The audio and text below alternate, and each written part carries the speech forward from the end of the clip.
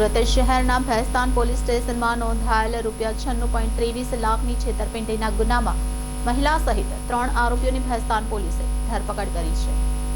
1 વર્ષ રોકાણ કરી 1.5 ગણા રૂપિયા આપવાના સપના બતાવી બ્યુટી પાર્લર ચલાવતી મહિલાએ પતિ અને પુત્ર સહિત 4 જણા સાથે મળીને 16 જણા પાસેથી 96.23 લાખની રકમ પડાવી છે। આ અંગે સીસીટીવી કેમેરાના વેપારી નીરવ ચક્રવર્તીએ ભેસ્તાન પોલીસમાં ફરિયાદ આપી છે, જેના આધારે પોલીસે બ્યુટી પાર્લર ચલાવતી શારદા રાજેન્દ્ર દવંગે, તેનો પતિ રાજેન્દ્ર દવંગે અને પુત્ર સુમિત દવંગે, સાયકલના સ્ટોરના માલિક વિનોદની સામે ગુનો નોંધ્યો છે, જેમાં પોલીસે મહિલા, તેના પતિ અને